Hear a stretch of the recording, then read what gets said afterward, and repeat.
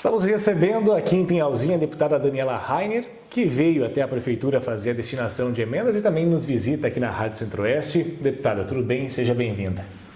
Tudo bem, obrigada. É um prazer muito grande estar aqui com vocês novamente, curtindo um friozinho, né? Visitando amigos, visitando o prefeito, a vice-prefeita e atendendo, ouvindo, né? Atendendo as demandas do município e uma alegria muito grande estar aqui com vocês também. Deputada, a sua vinda para cá veio com o anúncio de recursos, né? São R$400 mil para a saúde do município. Fala um pouco mais sobre essa emenda.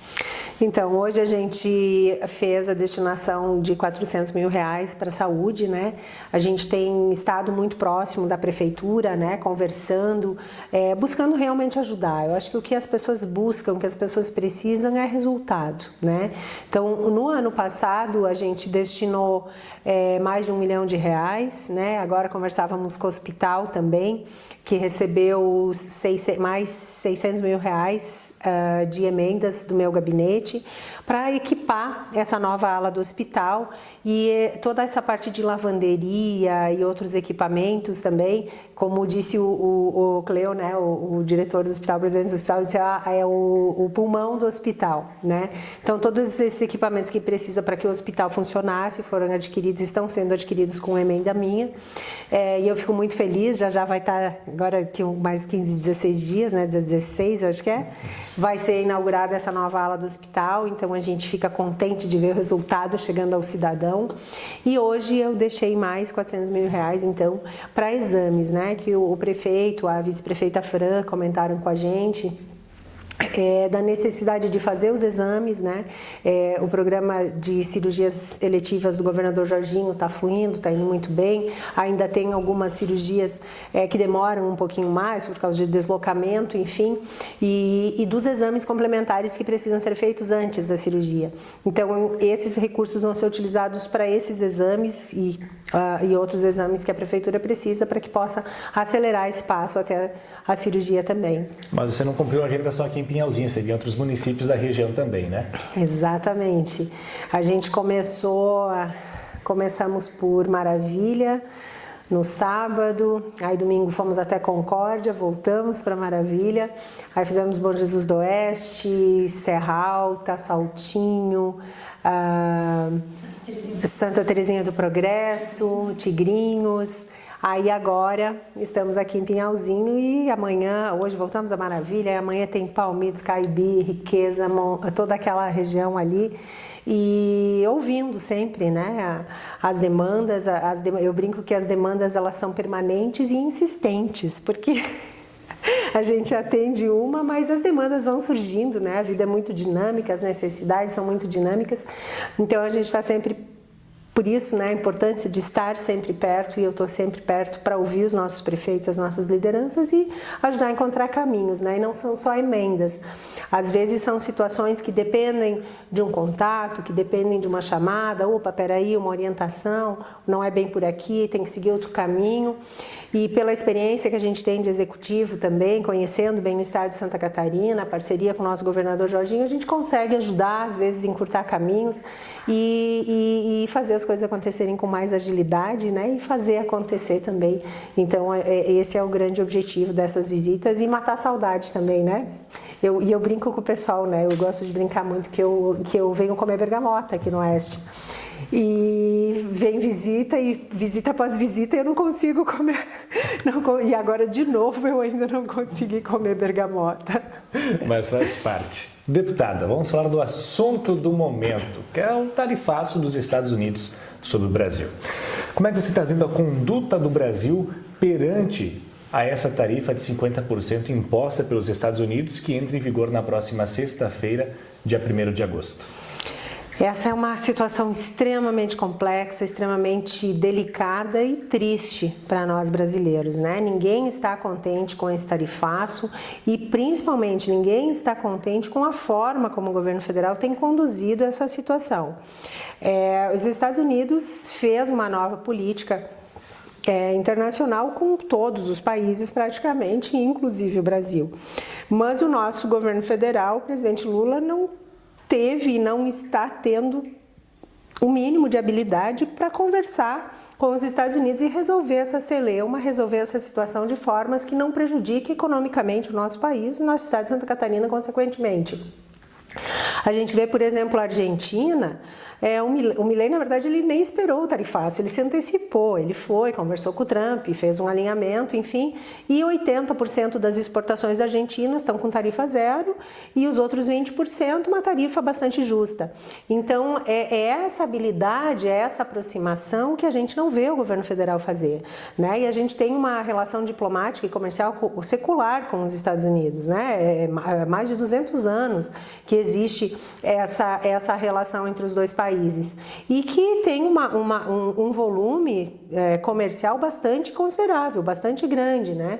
Então a gente importa muitos produtos americanos, a gente exporta muitos produtos americanos, mas o governo federal não está sabendo articular e, pelo contrário, ele está dobrando a aposta. Né? Ele está levando por um lado extremamente ideológico, né? Está afrontando os Estados Unidos, falando inclusive, sendo porta-voz, né? de outros países, né? Desafiando a moeda americana, enfim, é uma estrutura de mercado existente há séculos e séculos e que é muito sólida, e ele desafia, ele articula de forma equivocada, fazendo alianças com países, com repúblicas, né, ditatoriais, inclusive decadentes, e que não vão trazer uma estabilidade econômica ou institucional para o país, né? Agora a gente está vendo a Venezuela também taxando o Brasil, que causou estranheza a todos, né? Mas afinal de contas a Venezuela não está sempre na linha de frente do governo Lula e inclusive com benefícios e benesses que a gente não consegue compreender, e agora baixa um tarifaço no Brasil também. Então, e que também não está se vendo nenhuma articulação, nenhuma capacidade do governo federal em resolver essa situação, né? E existe inclusive agora tem uma comitiva de senadores, né, nos Estados Unidos, conversando, buscando chegar a um acordo e pelo menos protelar essa data, já que ela está tão próxima, né, para que a gente possa tentar fazer com que o governo federal faça a articulação devida, né, através do Itamaraty, e resolva essa situação, tirando, né, esse desassossego, especialmente do setor produtivo, do produtor, que realmente vem como uma situação bastante pesada, né, que pode causar um prejuízo econômico muito grande para o nosso país se já não estamos colhendo esse prejuízo. Deputada, você fala do governo que dobra a aposta, né?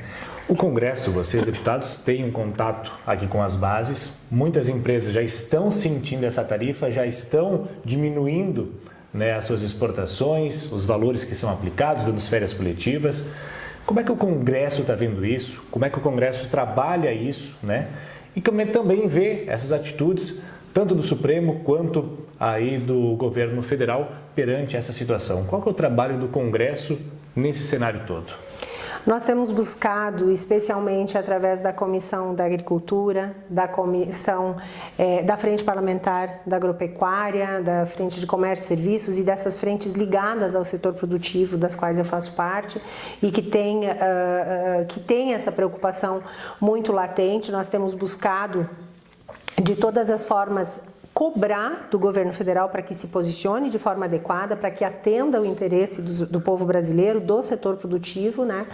E que possa nos apresentar uma resposta o quanto antes. Mas por hora tem sido vão. O governo nenhuma satisfação nos oferece, né? E a gente espera que agora, com esse retorno dos senadores, né, a ministra Tereza Cristina, que é a senadora Tereza Cristina, né, faz parte dessa comissão, o senador Espiridião Amin também faz parte dessa comissão, a gente espera que eles nos tragam um alento, nos tragam uma resposta à altura, né, a gente até tentou fazer uma comissão mista, né, de senadores e deputados, mas nesse primeiro momento, por ser a Câmara Alta, né, se entendeu, e que representa também os estados, a gente chegou, né, a um melhor consentimento de que os senadores fariam essa primeira visita, buscando essa aproximação. Mas quem deveria fazê-lo, né, os senadores foram na tentativa de trazer uma resposta, pelo menos de termos mais prazo para poder negociar. Mas, de fato, quem deveria estar fazendo essa frente é o Itamaraty. O Ministério de Relações Exteriores é que cuida de todas essas situações, né? E, inclusive, a gente teve lá no início do governo Lula uma total desarticulação da Apex, que é a agência, né, que cuida dessa parte de mercado, de comércio exterior, e tantas outras situações que a gente percebe desde as visitas, né, do presidente Lula aos outros países, o que ele trouxe de bom para o Brasil, de relações bilaterais, de importação, de exportação, a gente observa e não percebe nada. Pelo contrário, ele sempre desdenha o nosso setor produtivo, ele sempre desdenha especialmente o agro, como se o nosso agro fosse um agro translocado, que fosse um agro que não atende às exigências internacionais e que traz dificuldades para o nosso setor produtivo. Isso é extremamente preocupante, né? E pelo contrário, o setor produtivo, o agro brasileiro, que é que ele mais ataca,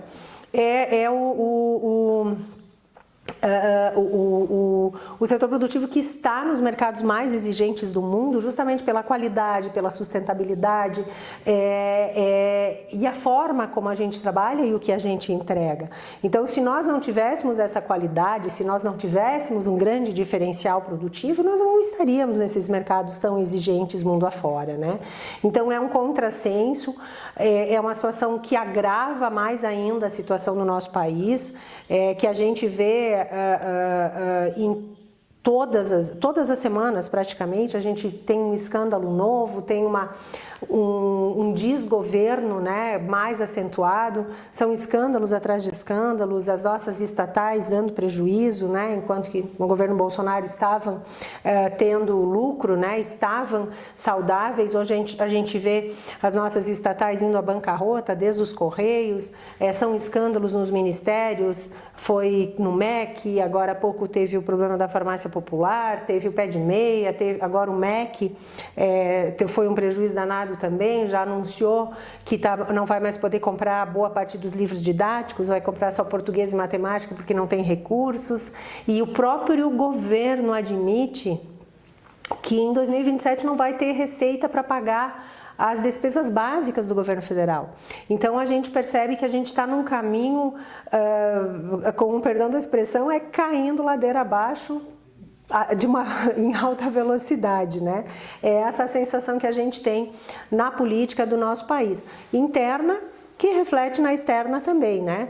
E aí também a gente percebe uma série de situações onde o Congresso Nacional toma uma decisão, o governo federal judicializa, né? Claro que depois a gente aprova, o governo veta, a gente derruba o veto e o governo Lula judicializa e o judiciário, né, o STF, responde a favor do governo, né?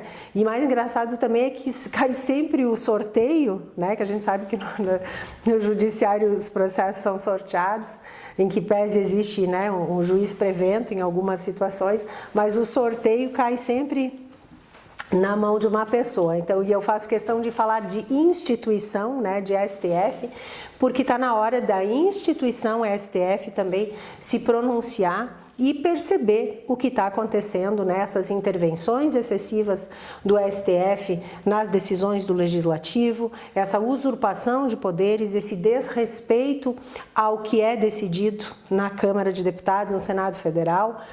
Um exemplo que bate na porta do brasileiro, né, que é latente, a questão do IOF, que é um grande exemplo, né? Nós derrubamos, né? Conseguimos juntar todas as frentes parlamentares, uma união muito grande dentro do Congresso Nacional, para dizer não, nós não aceitamos aumento de impostos no Brasil.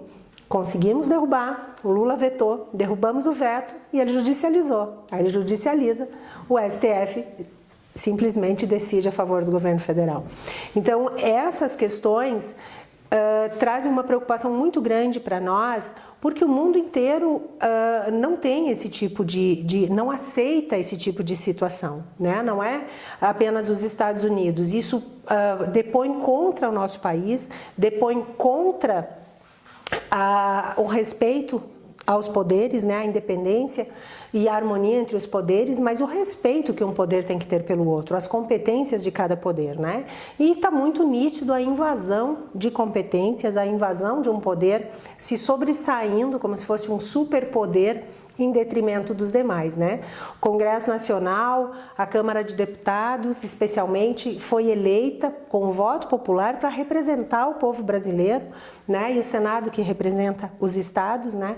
A instituição dos nossos estados, infelizmente, está sendo de forma extremamente ostensiva, desrespeitada, de forma contumaz, continuadamente, e isso não é bom para o nosso país, porque isso afasta investimentos, afasta a credibilidade do nosso país como um país sério, e o mundo não aprova esse tipo de situação. Isso acaba interferindo em todas as demais situações, na balança comercial, nas exportações, nas relações diplomáticas, e essa imagem, né, quando a gente fala que afeta a imagem do Brasil, afeta tudo isso que a gente está vendo hoje, que infelizmente vem em prejuízo do nosso país, vem em prejuízo do setor produtivo, de quem trabalha, de quem produz, de quem gera emprego, renda e que coloca dinheiro nos cofres do governo federal, porque a gente trabalha aqui, mas nosso dinheiro vai parar em Brasília, né? E de lá muito pouco retorna. Então a gente fala do nosso estado de Santa Catarina com muito orgulho, porque a gente vive muito bem aqui, a gente trabalha, a gente produz, é um estado que dá certo e que deveria ser exemplo para o restante do país. Mas o fato é que a nossa conta é muito cara. A nossa conta é muito alta, é muito pesada para o povo catarinense. Apenas 10% do que a gente produz volta para o nosso estado. E a gente tem muito pouco de infraestrutura, tem uma carência muito grande em diversos setores, né? Então, quando a gente olha o conjunto da obra, né, tudo que a gente falou aqui e muito mais que a gente poderia ficar horas conversando, a gente percebe que o governo federal não está dando certo, que ele está no rumo errado e que está insistindo no erro. E isso é extremamente prejudicial para o nosso país. A gente precisa realmente retomar as rédeas, a gente precisa urgentemente que os poderes voltem a ser respeitados, que as competências de cada poder voltem a ser respeitadas e para que a gente possa ter um país decente para viver, né? É o que a gente já falava lá em 2018, 2017, né? Nós queremos viver num país decente e, infelizmente, o que a gente está vendo do atual governo federal é uma total destruição do nosso país. Se continuar assim, o Brasil vai quebrar. E você, na sua opinião, acha que os Estados Unidos podem voltar atrás no tarifaço ou que eles vão bater o pé e ficar nos 50%? Se o Lula continuar dobrando a aposta, continuar nessas relações com países ditatoriais, com países que afrontam diretamente a economia americana e especialmente se ele mantiver essa conduta de não conversar, de não sentar à mesa, de não conversar e de pelo menos manter essas relações diplomáticas e comerciais que foram construídas ao longo de 2 séculos, e ampliar essas relações econômicas, eu tenho certeza que vai ser uma relação cada vez mais difícil. Agora, se ele tivesse esse mínimo de habilidade que se espera, de conversar, de fazer uma política bilateral adequada, fazer uma conversa bilateral adequada, aí nós temos chance de sair dessa crise. Para a gente fechar, deputada, não podemos conversar e não falar de política. Ano que vem tem eleições. Como é que você está vendo o PL, tanto nacional quanto aqui em Santa Catarina? Vocês têm expectativa que Bolsonaro seja candidato aqui no estado do Jorginho Melo? Como é que está o cenário do PL? A gente tem essa esperança, esse desejo, né, de que o presidente Bolsonaro seja o nosso candidato, ela existe e a gente acredita que já esse cenário vai ser revertido. Porque hoje ele está inelegível numa decisão monocrática, não respeitando o devido processo legal, não existe crime, não existe nada típico, palpável que a gente possa dizer, olha, por essa razão, né? Existe uma perseguição muito grande contra a direita, especialmente na pessoa do presidente Bolsonaro, especialmente pelo que ele fala, que às vezes não agrada a alguns, mas um homem de uma conduta correta, que nas suas ações colocou o nosso país num outro patamar. Né? Volto a dizer, as estatais deram lucro, no governo dele foi um governo técnico, um governo que colocou o país nos eixos novamente. E eu tenho certeza que se ele tivesse mais um mandato, depois de colocar a casa em ordem nos 4 anos anteriores, ele poderia estar fazendo um país do tamanho que a gente realmente sonha, né? Então a gente tem essa esperança sim de que ele seja nosso candidato, até porque todas as narrativas que se construíram até hoje contra ele foram caindo uma a uma, né? Semana passada caiu mais uma. Então todas as narrativas que construíram contra ele, cartão de vacina, a gente até brincava, né, gente? Vocês esqueçam a identidade, mas não esqueçam o cartão de vacinas, que nem é um documento hábil, né? É meramente uma questão administrativa e para o controle interno da pessoa de saber, né?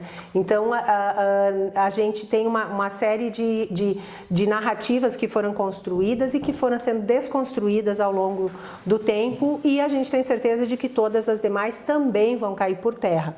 Mas o fato é que é um processo longo, desgastante e que por narrativas construídas, acabaram gerando uma situação lamentável e que a gente percebe que o único objetivo é tirar ele do jogo político, né? Então, mas a gente tem essa esperança que ele seja nosso candidato, sim. E se caso não houver essa possibilidade, que eu acho muito remota, com certeza teremos e temos nomes muito fortes para concorrer. E aqui no estado a gente vai muito bem, né? Eu costumo dizer que a gente volta de Brasília exausto. E aí a gente chega aqui em Santa Catarina, a gente se revigora, a gente fica feliz, porque o nosso governador Jorginho Mello está sendo um excelente governador, está fazendo um excelente mandato. A gente falava agora há pouco com o prefeito também, né? Quando a gente viu o plano de governo dele, o que ele falava, a gente disse, nossa, é tanta coisa para fazer em 4 anos, mas tem muito mais acontecendo. E um exemplo disso é a Estrada Boa Rural, né? Nós falávamos de um estado onde quase todas as nossas rodovias estavam péssimas, é um grande gargalo que a gente tem e que hoje até estrada rural está acontecendo. Então, além das SC sendo todas revitalizadas, a estrada rural também está acontecendo. E tantas outras coisas que a gente pode falar, né? Desde universidade gratuita, a questão das cirurgias eletivas, tudo está indo muito bem no estado de Santa Catarina. É um governador arrojado, um governador determinado, que trabalha muito e que com certeza vai ser o nosso governador, vai se reeleger facilmente, tem uma aprovação aí que chega a quase 80%, e o ano que vem eu tenho certeza que vai ter muito mais entregas para se fazer. Então aqui no estado a gente está muito contente, muito tranquilo, apoiamos o governador Jorginho e temos essa certeza, evidentemente que tem que ter muito trabalho, né? Eleição ganha aquela eleição depois da apuração e tem muito trabalho pela frente, sim. Mas o nosso governador Jorginho aqui está indo muito bem. E quanto a mim, eu acredito que, né, tudo está caminhando para que eu seja candidata à reeleição, né? Mais um mandato de deputada federal. Tenho trabalhado muito lá nas comissões ligadas ao setor produtivo, ao desenvolvimento econômico, ao desenvolvimento regional. Agora fui eleita primeira vice-presidente da Comissão de Portos, que vai redefinir, que vai atualizar a lei de portos, que é extremamente importante para o nosso país, para a nossa economia, aqui no estado de Santa Catarina também.